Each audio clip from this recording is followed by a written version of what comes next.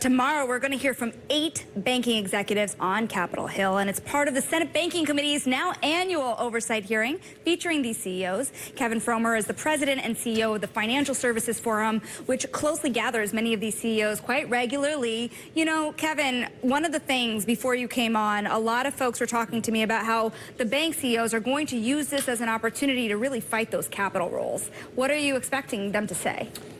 Sonali, I think there are going to be a number of topics that the committee addresses, and that's typically how it goes. It's a bit of a grab bag. Nevertheless, we have a proposal before us right now that would raise capital for these large banks by 20% or more. It's going to have a significant impact on consumers, on small businesses, on corporate customers, farmers, everybody across the economy, everybody that does business and relies on these institutions for that work, and the economy as a whole that relies on these institutions. So we've been through a crisis 15 years ago. We've raised capital significantly. We have 3 times as much capital as we did then. We have significant more liquidity in our system in the banks. We have a series of other reforms that they've implemented, and there's no evidence that we need more capital in these institutions right now. In fact, just the reverse. We went through a pandemic. We went through the crisis of the spring.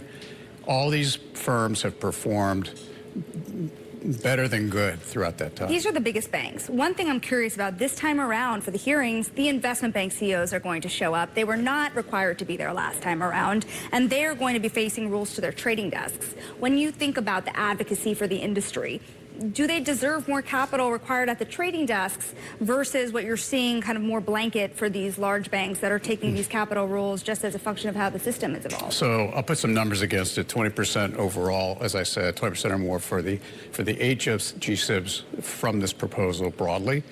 Capital markets, a 75% increase. So you can see the quantum of additional capital that's being implemented or proposed to be implemented through these rules. Now, these are not activities and projected losses that aren't covered off already. So we've been through many, many years of activity where these institutions have encountered everything you can throw at them, and they have been operating with more than enough capital to deal with all these things. So we have global market shocks that occurred during the CCAR stress tests. Those stress tests now feed directly into the annual capital requirements of the firms.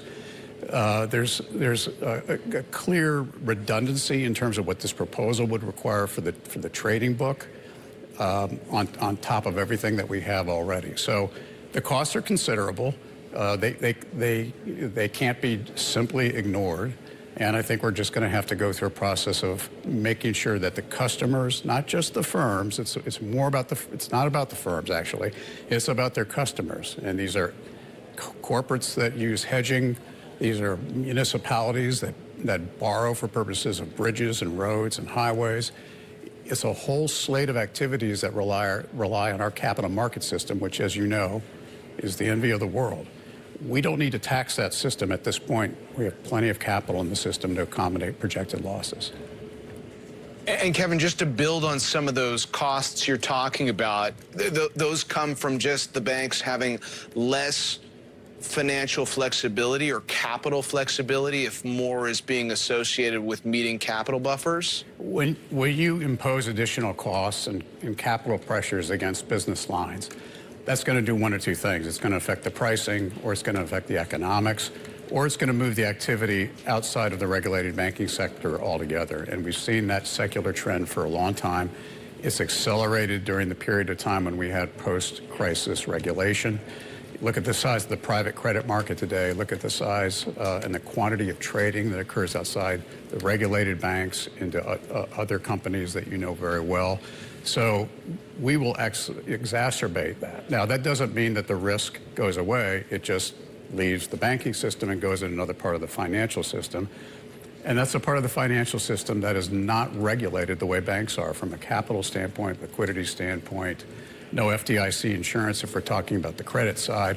So there's a big difference between how the banks are managed, how they're supervised, and how that activity is supervised and regulated on the non-bank side. So yes, the pressures will be there. Some things will prove to be uneconomic potentially if the proposal is enacted as is. And those are the things that we're trying to guard against. We want a balanced proposal. We think there's a way to get a balanced proposal in Basel III finalization. This was never about capital, higher capital or lower capital. It was about measuring risk in a way that's consistent across all the large banks who operate globally. Mm-hmm. And Kevin, earlier this year, when we talked about the banking environment, we highlighted some of the challenges due to the interest rate environment for regional banks, and there was this idea of the bigger banks possibly getting more business or getting bigger. When we're talking about it from the capital requirement standpoint, how should we think about the largest banks, but also the regional banks? Well, you have 37 institutions total that are covered by this proposal. Our 8 institutions have the greatest impact associated with the proposal, but it's not an insignificant impact for the rest of those institutions as well. Our institutions have scale. Half of them are highly diversified in terms of the activities that they perform. As Sonali mentioned, we have 2 investment banks, and then we have the custody bank. So they're all impacted, differently. But vis-a-vis the regional banks, the regional banks have different types of pressures.